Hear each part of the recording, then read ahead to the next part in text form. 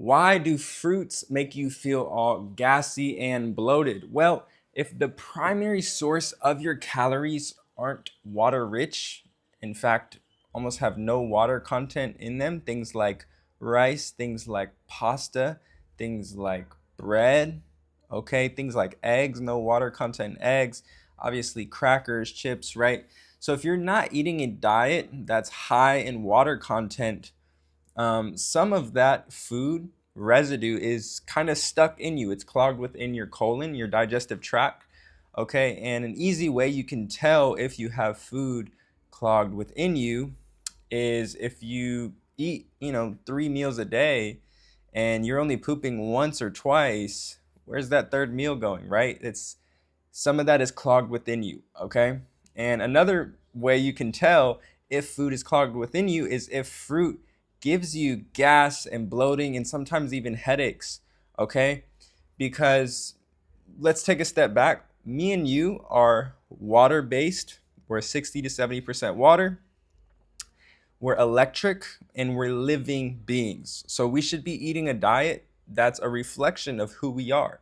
Living, electric, water based. And what foods are those? Fruits.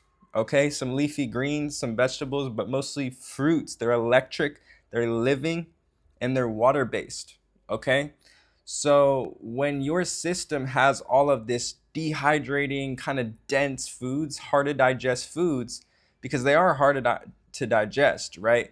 Our bodies weren't meant for all these dehydrating foods. There's nothing, we're natural beings, right?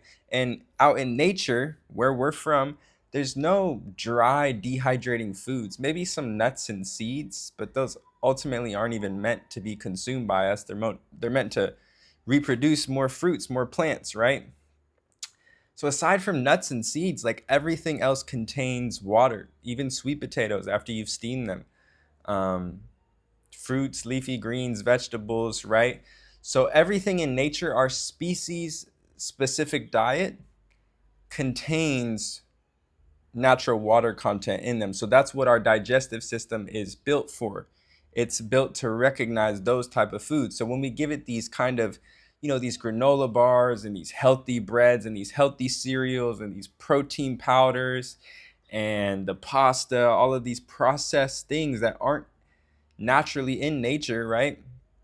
Our body can't fully recognize what this is. And when it can't recognize a food, it can't fully break it down, right? The organs, the digestive organs were not built to, they weren't born or created to learn how to break that stuff down. So it tries to break down what it can, and it does break down some of it.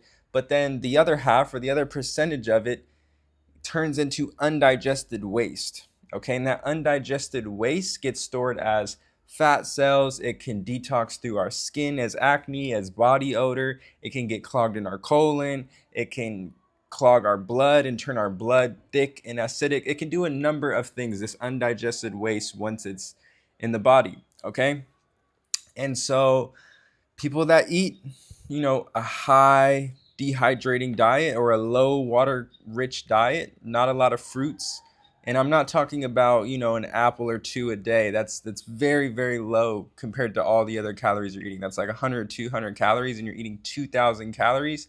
So if you're just eating like 2, 3, 400 calories of something water rich and, 13 to 1,800 of your other calories every single day are very, very low in water content, then you have a lot of stagnant waste within you, okay? In your blood, in your cells, in your digestive tract. And so that fruit is like an internal soap bar, okay? It's very cleansing, it's very purifying, it's very detoxifying. It's scrubbing all of this stagnant, clogged waste within your digestive tract, within your fat cells, within your blood. Okay, so and notice how I'm not talking about water. Okay, water, it's very plain, it's very dead. There's no fiber in it, there's no enzymes in it. Okay, there's no minerals in it really. And if you think about it, our ancestors back in the day weren't walking around with water bottles. They didn't have portable filters either, going down to the beach or to the river, to the lake, to the pond, and filtering this water, right? Because they weren't cellularly dehydrated like we all are now in society from eating all of these store-bought foods. Okay, they were hydrating with natural foods around them in their environment, leafy greens, lots and lots of fruit. Okay, the first human imprints are from tropical Africa, where there is an abundance of fruits. Okay, and we're just seeing this society has kind of pictured these fruits as like painted this picture in our head of fruits just being like snacks or little sides. But this is why America is chronically sick and chronically obese, right? No other species cooks their food, and no other species is chronically sick and obese, right? So we're overdosing on cooked food. We have a lot of dry, dehydrating, especially these oils, everything in it. Go in your cupboard right now, go in your fridge right now. Look at everything that has oils in the ingredient list. Super unnatural. They come from some all right sources, depending on the oil, avocado oil, olive oil. Olives are fine, avocados are fine, coconut is fine. But when you take those, perfectly designed things for our body and you process them and you add heat to them, this creates toxins. And then you concentrate them. So it's just you remove everything, the water, the fiber, the minerals out of it, and just get the fat out of it and create this oil. We're water-based beings. Oil is the complete, me and you both know that oil and water do not mix. Oil and water are complete opposite. So oil is one of the hardest things for our bodies to break down. They actually can't break it down. And so it turns into this undigested waste, as I mentioned before, and it stores as fat cells, or it tries to detox through our skin, or it toxifies our blood. It creates toxins in our blood. Okay, so the reason that you feel bloated and gassy is because, or maybe even some headaches from juicy fruit, is because it's finally moving this stagnant waste that's been sitting in your body for years, if not decades. If you took a camera and looked in, if you got a colonoscopy rather, you could see, the doctors could see tons, years of waste sitting in the colon. Okay, so this is why eating a high water rich diet is very important to stay healthy and to lose belly fat and not have bloating and just a number of things. It really flushes out your system and takes all of this years of processed foods, this dense foods that our body was not designed to break down, and actually helps it break down, because these living water rich electric foods, even non-sweet fruits, cucumbers, if sweet fruits really bother you right now, big tip is just to prioritize non-sweet fruits right now. Cucumbers, celery, bell peppers, carrots, even lettuce. Okay, because all of these non-sweet fruits and fruits contain living activated digestive enzymes, not the enzymes in your drugstore that are in pill form that have been processed and heat treated and oxidized and taken from these natural sources of enzymes, right? Those inactive enzymes, we don't want those. We want the living activated digestive enzymes from our food. And these essentially break down the food in itself when you digest it for your body. Okay, it gives your digestive system, it gives your stomach acid a break so it can heal and strengthen, because a lot of people in America's, our stomach acid is weak. And so when our stomach acid is weak, it's not strong enough to break down our food, so it creates a lot of undigested waste. And that shows up as fat, shows up as bloating, shows up as gas, shows up as acid reflux. It can ferment, come up into your chest and your throat. Okay, but point being, these foods, these living water-rich foods, these non-sweet fruits, and these fruits have enzymes that break down the food itself and break down all of that waste sitting in your digestive tract and causing this, digestive discomfort. The bloating, the gas, the constipation is a big one. Okay, all of these gastrointestinal problems are due to undigested waste, and undigested waste is due to weak stomach acid, not being able to break that food down in the first place. And then what caused the weak stomach acid was feeding our bodies these very dry, dense, hard to digest foods that are unnatural and processed and against our biology, and that has caused our body to overproduce unnatural excess amounts of stomach acid years and years and years to break this unnatural stuff down, and now it's weak. It needs a break, and the way we give it a break to re-strengthen is to eat water-rich foods. Slow down on the cooked foods, slow down on the dry, processed, dehydrating foods. Start hydrating your body on a cellular level. These all contain H3O2 in them, okay? Way more effective of sweeping out all of this undigested waste stuck and clogged in your colon than just plain drinking water, okay? And you should know that by now. Obviously, especially if you've had belly fat and you're trying to prioritize drinking lots of water, it's just bloating you, okay? And make sure if you are going to drink water, add some lemon or lime. If you have acid reflux, obviously don't do that. What you want to do also is prioritize not drinking with your meals or right after, because that's going to dilute your stomach acid, and you need that strong stomach acid to break down your foods, okay?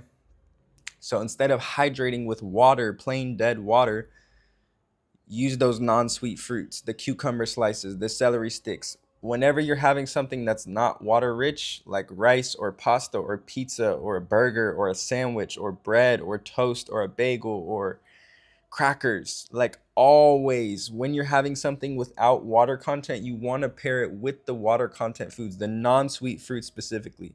Sweet fruits, you just want to eat those on an empty stomach, okay? That's another thing too. You just want to prioritize having sweet fruits on an empty stomach before anything else, okay? It's best digested on an empty stomach. If you think about having a handful of walnuts or a piece of bread and then eating an orange or a mango or a papaya or some blueberries after that, that blueberry has to make its way through this dry, dense bread or these walnuts or these crackers, right? And then that creates a fermentation ball in your stomach that creates gas and bloating, okay? So, but if you think about just an orange or some blueberries going down with nothing else in your system, oh, it's juicy, it's water rich, it's like going down a slide, right? Perfect. That's how fruit was designed to eat. It's not meant to be paired with seeds. It's not meant to be paired with nuts. It's not meant to be paired with cooked food. Nothing but sweet fruit, okay? Another rule is if you're gonna you wanna start with the lightest, water-rich, juiciest fruit first, okay? So if you wanna have a banana and an orange, you have the orange first, wait 5-10 minutes, and then you have the banana. You don't wanna have the banana and then put that juicy fruit and try to make its way through that thick, dense banana, right? You're going to create fermentation in your gut, and that's going to cause bloating and gas, all right? So juicy fruit first. I always prioritize juicy fruit my first half of the day. I have like 3 or 4 papayas. I'm out here in Costa Rica, so the papayas are good. In America, the papayas suck, but what was I eating? Melons or grapes. I'd eat a whole bag of grapes for breakfast, or a whole bag of cherries, or I'd have some plums, 5 or 6 plums, or I'd have like sometimes 6 to 10 mandarins or tangerines, whatever I could find. At my Asian mart, a lot of good fruit over there. And then when I get hungry again, I have some more juicy fruit. Or I have a smoothie with bananas, right? But I always start off light and juicy, and then I work my way up to the denser fruits like bananas.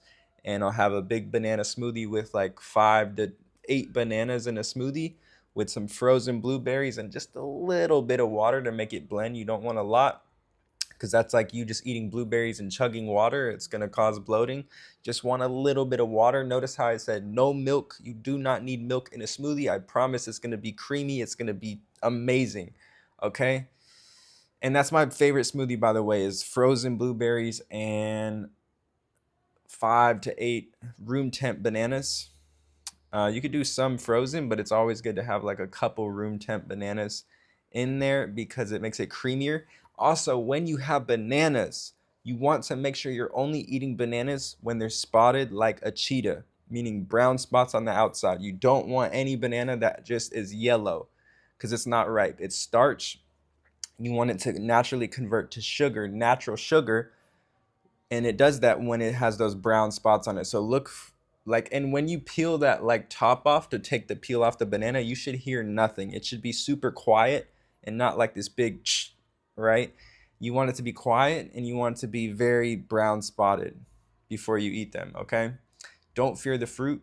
Okay, the fruit is very cleansing. The fruit is your medicine. The fruit is your real fuel.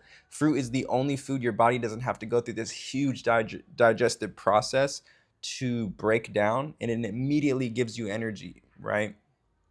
It's hydrating you on a cellular level. No other food hydrates you on a cellular level.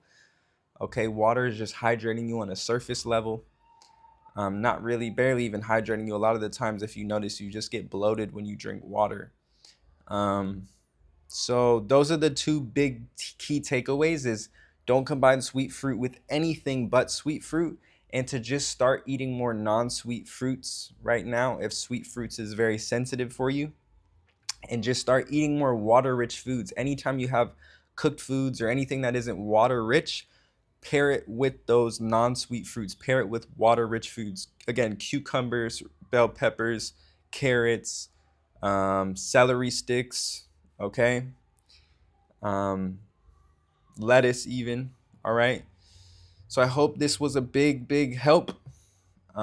Make sure you're eating juicy fruit on an empty stomach. Make sure you're eating sweet fruit only on an empty stomach. Prioritize having it in the first half of your day. And if you have cooked food or some nuts or some seeds or anything that isn't sweet fruit or non-sweet fruit, and you want to have fruit again in that day, make sure you wait at least 3 hours after that cooked food meal or those nuts and seeds, because nuts and seeds, aka fats, and cooked food, anything that isn't fruit, takes at least 3 to 5 hours to fully break down and digest. Okay, so you want to give your body those 3 to 5 hours to fully break it down and not interfere with that process, adding the sweet fruit in, because it's going to cause that fermentation. Again, you want that sweet fruit going down on an empty stomach. Okay. And another tip too is just to have a light dinner. Start prioritizing your biggest meal in the middle of the day, and then just have a nice light dinner 2 to 3 hours before you go to sleep. And that way your body isn't, when you do eat that fruit in the morning, the next morning, it's not going through this big dinner that your body's barely digested sleeping. Okay, so that's everything. If you guys want my free sauces, my list of sauces and dressings and dips that you can dip celery sticks in and cucumber slices in and bell peppers in and these non-sweet fruits, so you can start adding them into your diet and it not be very boring. Okay, I have a list. I'll leave it linked below. It's a free list that I made of my go-to sauces, dips, and dressings that you can dip these into. 3 to 7 ingredients you can make at home. Super easy. The reason I made these is because you don't want to be eating dressings and sauces and dips from your local grocery store, is because those are filled with gums and additives and syrups and refined sugars and salts and most importantly, those inflammatory oils that are hard for your body to break down and really gonna just bloat you. And all of that stuff can't be fully broken down. So again, it turns into undigested waste, and that causes more bloating and gastrointestinal issues. So make your own sauces, okay? You'll be blown away by the dressings and sauces you can make in that list below. So I'll see you guys in the next one. I hope this was helpful. Happy healing, family. Cheers.